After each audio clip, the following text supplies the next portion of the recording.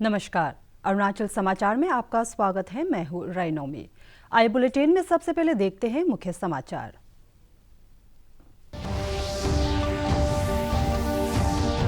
प्रधानमंत्री नरेंद्र मोदी ने एक राष्ट्र एक गैस ग्रिड कार्यक्रम के जरिए देश को स्वच्छ ऊर्जा उपलब्ध कराने का दिया आश्वासन। कहा, ऊर्जा उत्पादन में प्राकृतिक गैस की हिस्सेदारी बढ़ाई जाएगी और अगले 10 वर्ष में पेट्रोल में 20% एथेनॉल सम्मिश्रण का रखा गया है लक्ष्य।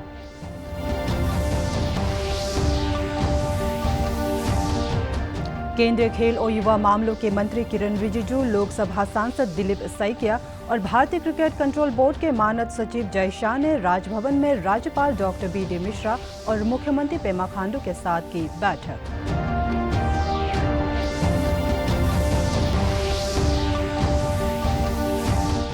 ईस्ट सियांग जिले के पासीघाट मार्केट में आग दुर्घटना में 5 घर जलकर नष्ट और आसपास के मकानों को हुआ नुकसान। भारतीय वायुसेना के जवानों ने तुरंत मौके पर पहुंचकर आग पर पाया काबू।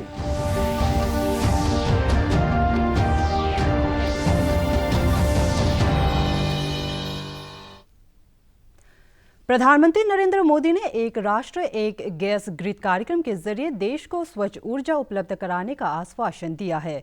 उन्होंने आज केरल में कोच्चि से कर्नाटक में मंगलुरु तक 450 किलोमीटर लंबी प्राकृतिक गैस पाइपलाइन का उद्घाटन किया। इस अवसर पर श्री मोदी ने कहा कि मौजूदा सरकार ने तेल और गैस क्षेत्र में तेजी से सुधार किए हैं, अक्षय ऊर्जा की पहुंच बेहतर की है और इस क्षेत्र की बुनियादी आवश्यकताएं तीव्रता से पूरी की है। उन्होंने कहा कि सरकार की नीतिगत पहल से रसोई गैस का इस्तेमाल बढ़ने से केरोसिन पर राज्यों की निर्भरता कम हुई है। प्रधानमंत्री ने बताया कि 2014 तक केवल 24 करोड़ एलपीजी कनेक्शन थे, जबकि इसके बाद के 6 वर्ष में 24 करोड़ नए कनेक्शन दिए गए हैं। श्री मोदी ने कहा कि 2014 के बाद केवल 6 वर्ष में 16,000 किलोमीटर से अधिक नई पाइपलाइन बिछाने का काम किया गया है। श्री मोदी ने कहा कि कोच्चि और मंगलुरु के बीच पाइपलाइन से 21 लाख नए पाइपलाइन कनेक्शन उपलब्ध कराने में सहायता मिलेगी। प्रधानमंत्री ने कहा कि अगले 10 वर्ष में पेट्रोल में 20% एथेनॉल सम्मिश्रण का लक्ष्य रखा गया है।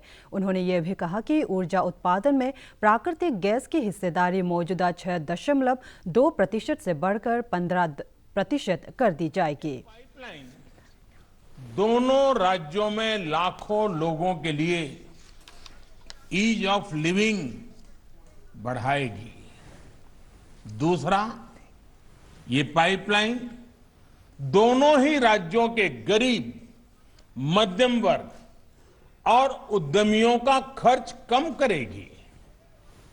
तीसरा, ये पाइपलाइन अनेक शहरों में सिटी गैस डिस्ट्रीब्यूशन सिस्टम उसका एक माध्यम बनेगी। चौथा, ये पाइपलाइन अनेक शहरों में सीएनजी आधारित ट्रांसपोर्ट सिस्टम को डेवलप करने का आधार बनेगी। पांचवा, ये पाइपलाइन मैंगलोर केमिकल और फर्टिलाइजर प्लांट को ऊर्जा देगी, कम खर्च में खाद बनाने में मदद करेगी, किसान को मदद होगी। छठा, ये पाइपलाइन मैंगलोर रिफाइनरी और पेट्रोकेमिकल को ऊर्जा देगी, उन्हें स्वच्छ ईंधन देगी। सातवां, ये पाइपलाइन दोनों ही राज्यों में प्रदूषण कम करने में बड़ी भूमिका निभाएगी। आठवां, प्रदूषण कम होने का सीधा असर होगा पर्यावरण पर। नवा लाभ ये कि पर्यावरण बेहतर होने से लोगों की सेहत भी अच्छी रहेगी।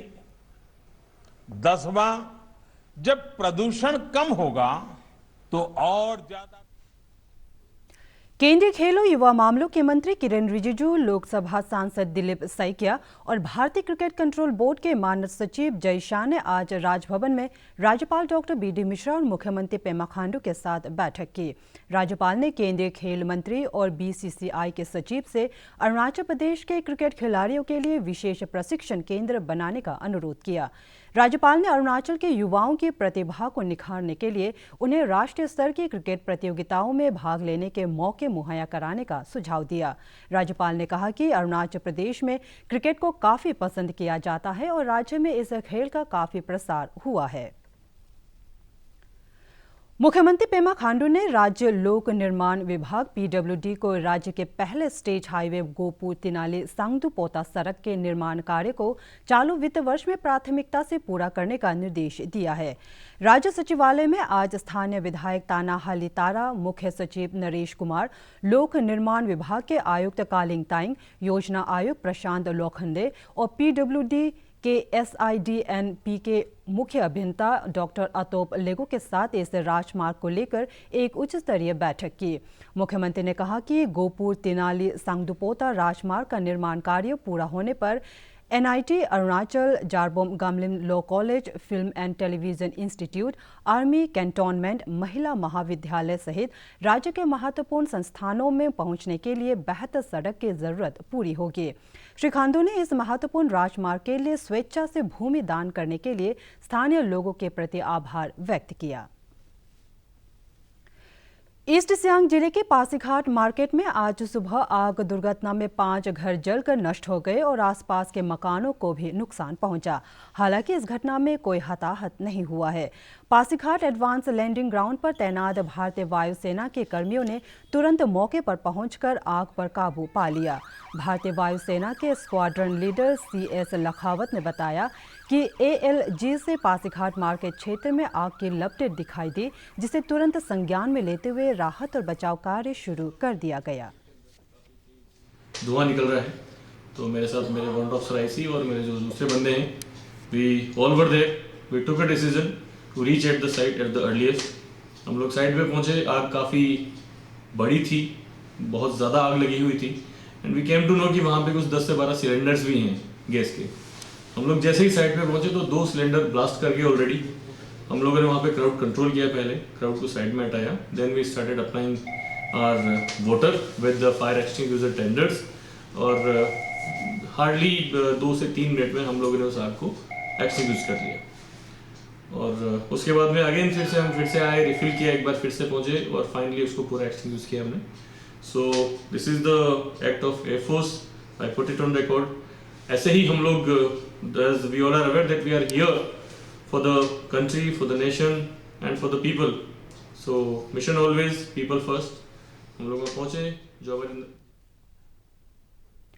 देश में कोविड-19 से स्वस्थ होने वालों की दर 96.32% हो गई है। पिछले 24 घंटों में 29,000 लोग ठीक हुए। इस समय कोविड के लगभग 2,31,000 सक्रिय मामले हैं। पिछले 24 घंटों में कोविड-19 के 16,375 मामले सामने आए और 201 रोगियों की मौत हुई। भारतीय आयुर्विज्ञान अनुसंधान परिषद के अनुसार कल देश भर में 8,96,000 से अधिक नमूनों की जांच की गई। केंद्रीय स्वास्थ्य मंत्री डॉक्टर हर्षवर्धन ने आज नई दिल्ली में संवाददाताओं को संबोधित करते हुए कोविड टीकाकरण के बारे में जानकारी दी। जो फरीदाबाद की हमारी लेबोरेटरी है THSTI जो है, इसके सभी वैज्ञानिकों को भी विशेष रूप से मैं बधाई देता हूं, क्योंकि आपके लिए ये एक बहुत बड़ा प्रिविलेज की बात है कि यहाँ पर ये हमारी लेबोरेटरी को इतने बड़े लेवल का अंतर्राष्ट्रीय दर्जा मिला है। जो कोविड है वो भी बहुत तेज़ी से डिक्लाइन की ओर बढ़ रहा है। उसके जो केसेस हैं वो दिन प्रतिदिन कम होते जा रहे हैं। देख रहे हैं कि जो एक्टिव केसेस की संख्या लगातार कम होती जा रही है और देश के लोगों को वैक्सीन देने की जो प्रक्रिया है वो दिन प्रतिदिन तेज़ी की ओर आगे बढ़ रही है। तो ये सारा कुछ मिलाकर हमको इस बात के लिए आश्वस्त करता है कि शायद 2021 का वर्ष वो हम सब के लिए बेहतर खुशियां लेके आएगा। राज्य भर में पिछले 24 घंटे के दौरान 15 कोविड रोगी स्वस्थ हुए और 9 नए मामले दर्ज किए गए। राज्य में कोविड रिकवरी दर बढ़कर 99.14% हो गई है। राज्य स्वास्थ्य सेवा निदेशालय के अनुसार सोमवार को दर्ज किए गए नए मामलों में ईस्ट सियांग जिले से 4, ईटानगर राजधानी क्षेत्र से 3, तवांग और लेपारादा से एक मामले शामिल है। राज्य में कोविड के सक्रिय मामलों की संख्या घटकर 87 रह गई है। इधर कोविड-19 वैक्सीनेशन की तैयारियों का जायजा लेने के लिए जिला अस्पताल तवांग में कोविड-19 ड्राई रन चलाया गया। इस अवसर पर जिला चिकित्सा अधिकारी doctor Wangdi Lama, medical superintendent doctor N Namsum, DRCHO Lopsang Tempa सहित कई अधिकारी मौजूद थे। देश में वैक्सीन पर हो रही सियासत का देश की स्वदेशी वैक्सीन निर्माता कंपनी भारत बायोटेक ने जवाब देते हुए कहा है कि इस वैक्सीन का 12 देशों में ट्रायल हो चुका है। कंपनी ने क्लिनिकल ट्रायल और डेटा छिपाने के आरोपों से इनकार किया और कहा कि दुनिया के बाकी देशों में भी एफिकेसी ट्रायल के बगैर वैक्सीन के आपातकालीन इस्तेमाल की इजाजत दी जाती है। AstraZeneca 8 publication, Moderna 3 publication, Sputnik 1 publication, CanSino 2 publication, Sinopharm 1 publication, Sinovac 2 publication, Bharat Biotech 5 publications. We are no way inferior to Pfizer in terms of publication. All international. Oh, they ask where is the public domain? It's there in the internet. Somebody has to go and see that, read it, and then come back and ask the questions. We are not a company of India. We are a global company. And I think our pandemic. राज्य के सभी विद्यालयों में सरकार द्वारा जारी Covid दिशा निर्देशों के अनुसार कक्षा 8 से कक्षा 12 तक की कक्षाएं चल रही है। विद्यालय में आने वाले छात्रों, शिक्षकों और अन्य कर्मियों की थर्मल स्कैनिंग करने के बाद उनके हाथों को सैनिटाइज कराया जा रहा है। सभी कक्षाओं में सोशल डिस्टेंसिंग के नियमों का पालन करते हुए प्रत्येक बेंच पर केवल एक छात्र को बैठाया जा रहा है। ईस्ट सियांग जिले के राजकीय उच्चतर माध्यमिक विद्यालय रुकसिन के वाइस प्रिंसिपल तातिर सारा ने कहा कि सरकार के दिशा निर्देशों के अनुरूप विद्यालय में कक्षा 8 से 12 तक की पढ़ाई चल रही है। कोरोना महामारी के कारण कई महीनों बाद विद्यालय में आ रहे छात्रों में भी पढ़ाई को लेकर उत्साह देखने को मिल रहा है। और वेयरिंग ऑफ मास्क ये सब हम लोग मेंटेन कर रहे हैं, सैनिटाइज करा रहा है, हाथ धुला रहा है बच्चों को, और उसके बाद ये थर्मल स्क्रीनिंग टेस्ट ले रहा है। लेने के बाद क्लासरूम में घुसने के बाद हम लोग सोशल डिस्टेंस मेंटेन कर रहे हैं। It is instructed by the class teachers, और हम लोग ये सब अरेंजमेंट करके रखा हुआ है। तो आज से हम लोग फुल स्विंग वही से चला रहा है। मीटिंग किया था 3 डेज ये 11-12 मंडे, ट्यूसडे, वेडनेसडे, सो 9-10 थर्सडे, फ्राइडे, सैटरडे, ऐसा हम लोग रूटीन बना के फिलहाल रखा हुआ है। बाद में कुछ चेंजेस भी होगा। ऑनलाइन क्लास में अच्छे से डाउट को क्लियर नहीं कर पाता है और ऑफलाइन क्लास में कर पाते हैं। Arunachal Pradesh agriculture technology management agency आत्मा के कर्मियों ने पिछले 11 महीनों से लंबित मानदेय को जारी करने की मांग को लेकर आज ईटानगर राजधानी क्षेत्र में कृषि निदेशालय के सामने शांतिपूर्ण धरना दिया। राज्य के कृषि विभाग ने प्रदर्शन कर रहे कर्मियों को उनकी मांगों पर विचार करने और लंबित मानदेय जारी करने का आश्वासन दिया। कर्मचारियों का कहना है कि करीब 1 साल से मानदेय नहीं मिलने के कारण उन्हें आर्थिक तंगी का सामना करना पड़ रहा है। नहीं होगा अभी, क्योंकि सब हम ऐसा सैलरी हम लोग को जो रिलीज़ हुआ है वो मंथ ऑफ फरवरी तक ही हुआ है। उसके बाद हम लोग को कोई सैलरी नहीं मिला। तो हम लोग का यही ग्रीवेंसेस है कि हम लोग को एक्चुअली एटलीस्ट 6 मंथ का इंस्टॉलमेंट में हम लोग को सैलरी मिल जाना चाहिए। तो उससे एक्सेस होने से हम लोग को बहुत सारा प्रॉब्लम हो जाता है। तो 6 मंथ में एक बार में अगर हम लोग को मिल जाता है तो एटलीस्ट अनदर 6 मंथ के लिए हम लोग समहाउ हम लोग मैनेज कर लेता है अपना जो नेसेसिटीज़ है। तो इससे एक्सीड हो जाने से हम लोग को बहुत ज़्यादा प्रॉब्लम हो जाता है। तो अभी ऐसा है कि 6 मंथ तो क्रॉस होके 11 महीना हो गया तो सैलरी। उच्चतम न्यायालय ने अपने बहुमत के फैसले में आज राष्ट्रीय राजधानी में सेंट्रल विस्टा प्रोजेक्ट के लिए भूमि उपयोग में बदलाव के लिए पर्यावरण मंजूरी और अधिसूचना को सही पाया है। शीर्ष अदालत ने अपने फैसले में कहा है कि दिल्ली में विकास प्राधिकरण अधिनियम के तहत अधिकारियों का प्रयोग वैध था और पर्यावरण मंत्रालय द्वारा पर्यावरण मंजूरी की सिफारिशें सही थे। न्यायालय ने अपने फैसले में कहा कि निर्माण कार्य शुरू करने के लिए विरासत संरक्षण समिति की मंजूरी आवश्यक होगी। न्यायालय उन कई याचिकाओं की सुनवाई कर रहा था जिनमें संसद और केंद्रीय सचिवालय भवनों के क्षेत्र में भूमि के उपयोग और पर्यावरण संबंधी नियमों के अनुपालन को चुनौती दी गई थी। इससे पहले न्यायालय ने 7 दिसंबर को नए संसद भवन के लिए शिलान्यास समारोह की अनुमति दी थी, लेकिन 10 दिसंबर को यह निर्देश दिया था कि कोई निर्माण नहीं होना चाहिए।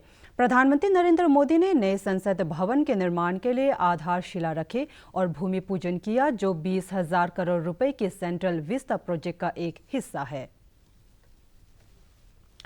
अरुणाचल समाचार के आज के अंक में इतना ही। जाने से पहले आप सभी से अनुरोध है कि कोविड-19 के दिशा निर्देशों का पालन करें, हमेशा मास्क लगाएं, बार-बार हाथ धोएं और सोशल डिस्टेंसिंग के नियमों को मानें। हम कल फिर हाजिर होंगे अरुणाचल और देश दुनिया की खबरों के साथ। चलते चलते आपको बता दें, आप अरुणाचल समाचार हमारे YouTube channel DD news Arunachal पर भी देख सकते हैं। देखते रहिए अरुण प्रभा। नमस्कार।